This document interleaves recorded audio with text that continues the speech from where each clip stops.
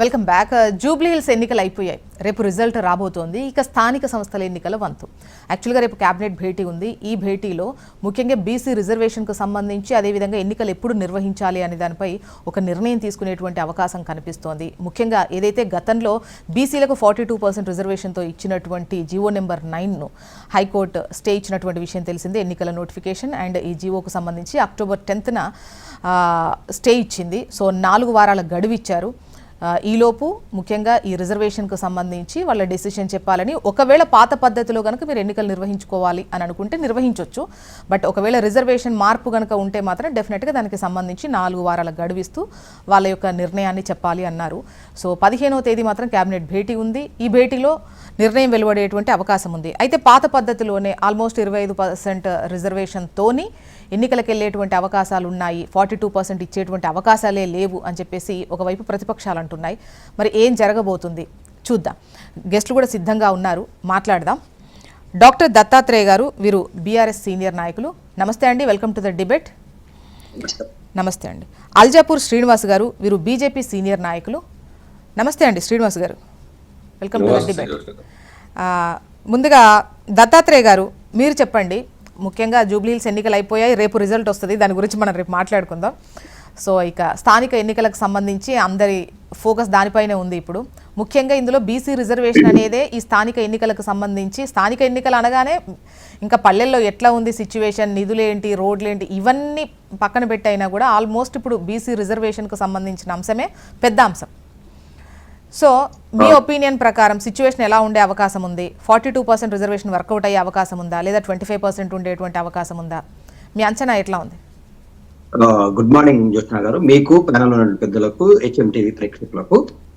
మేము అనుకున్నట్టుగానే జరుగుతూ ఉంది. కాంగ్రెస్ పార్టీ ఏ విధంగానైతే 6 గ్యారెంటీలు 13 హామీల పేరు మీద తెలంగాణ ప్రజలను మోసం చేసిందో అదే తరహాలో కామారెడ్డి డిక్లరేషన్ ని కూడా నాటికి పంపింది. ఇవాళ కామారెడ్డి డిక్లరేషన్ లో 42% రిజర్వేషన్లు ఇస్తామని ప్రకటించిన కాంగ్రెస్ పార్టీ ఇవాళ కాకి లెక్కలు చెప్తూ కోర్టులు, సుప్రీంకోర్టు అంటే హైకోర్టు అని, హైకోర్టు అంటే సుప్రీంకోర్టు అని, ఆర్డినెన్స్ అంటే జీవో అని, జీవో అంటే ఆర్డినెన్స్ అంటూ ఇవాళ బీసీల యొక్క ఆత్మగౌరవాన్ని వీధిపాలు చేసేటువంటి ప్రయత్నం చేస్తా ఉంది. మేము చెప్తూనే ఉన్నాం from the beginning of the 42% reservations పైన కాంగ్రెస్ పార్టీకి చిత్తశుద్ధి లేదు.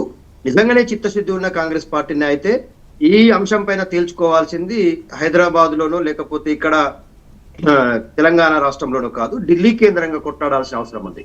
ఒక విచిత్రమైనటువంటి సంఘటన ఏంటంటే జ్యోత్స్న గారు, తెలంగాణ రాష్ట్రంలో కాంగ్రెస్ ను గెలిపేయడం కోసం బీజేపీ పార్టీ మొత్తం సరెండర్ అయిపోతుంది. అధినాయకత్వం నుంచి మొదలుకుంటే మొత్తం ప్రతి ఒక్కరు కూడా సరెండర్ అయిపోతారు.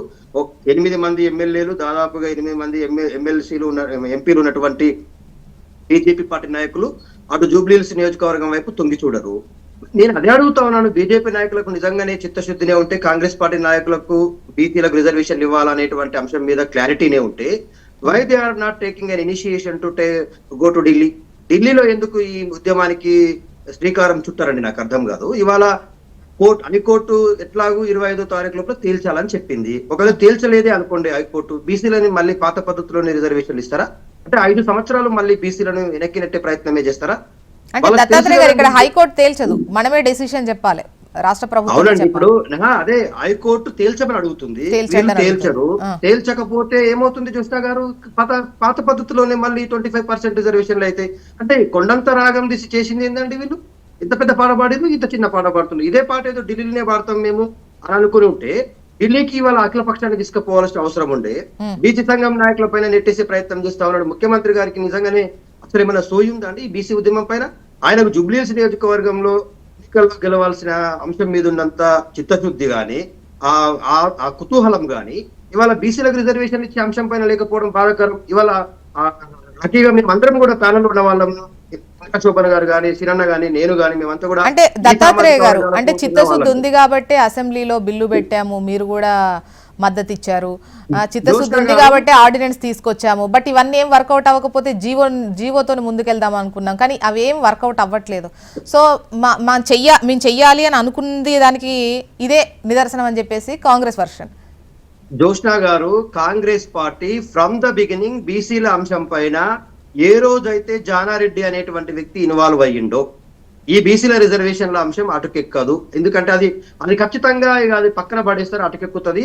అది సాధ్యం కాదు అనేది మేము ఎప్పుడూ గ్రహించినాం. ఎందుకంటే గతంలో మా బీసీ నాయకులు కొట్లాడిన నాయకులకు ఉన్నంత అనుభవము మేము చూసినటువంటి వాళ్ళం. ఇప్పుడు స్వయంగా మేము కాంగ్రెస్ పార్టీలో ఉన్నటువంటి ఆధిపత్య కులాలకు సంబంధించిన నాయకుల ధోరణి కానీ తీరు కానీ ఈ బీసీ వర్గాల పైన నల్గొండ జిల్లాలో కానీ మహబూబ్నగర్ జిల్లాలో ఉన్న ఆధిపత్యం కానీ మొత్తం తెలంగాణ సమాజంలో ఉన్నటువంటి ఆధిపత్యాన్ని కానీ అడుగడుగున ప్రశ్నిస్తున్న వాళ్ళం. కాబట్టి ఒక చిన్న ఉదాహరణ చెప్తాను మీకు.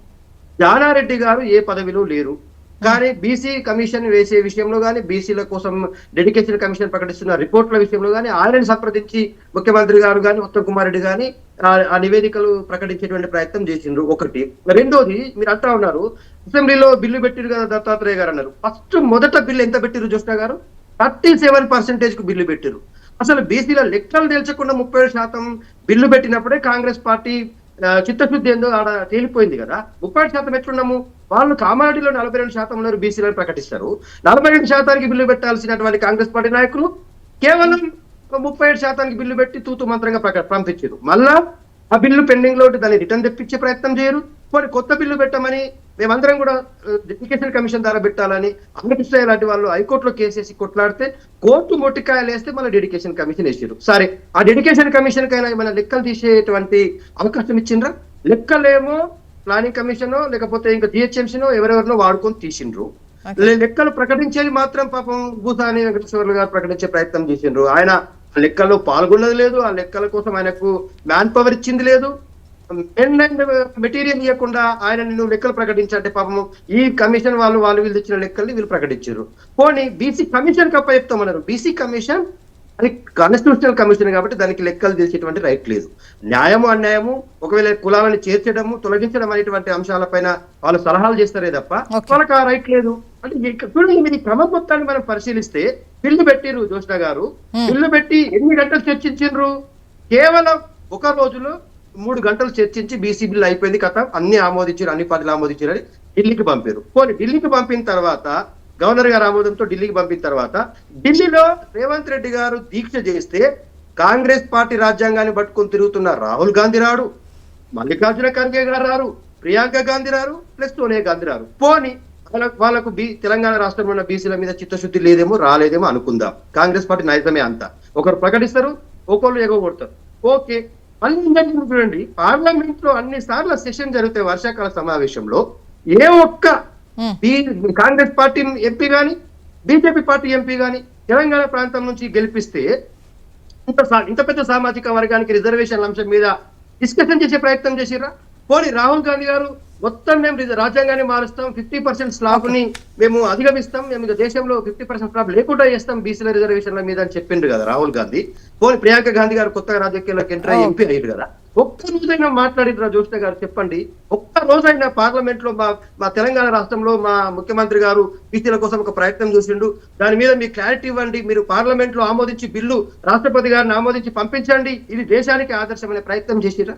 పార్లమెంట్ లో మాట్లాడరు. ఎక్కడైతే బిల్లులు కావాలో, రిజర్వేషన్లకు ఆమోదం దొరకాలో అక్కడ మాట్లాడరు. ఇక రోడ్ల మీదకి వచ్చి మైకులు దొరికినప్పుడల్లా మేము చేస్తున్నాం, ముఖ్యమంత్రి గారికి చిత్తశుద్ధి ఉంది, ముఖ్యమంత్రి గారి చిత్తశుద్ధి జీవో జారీ చేసినప్పుడే ఖతమైపోయింది జ్యోత్స్న గారు.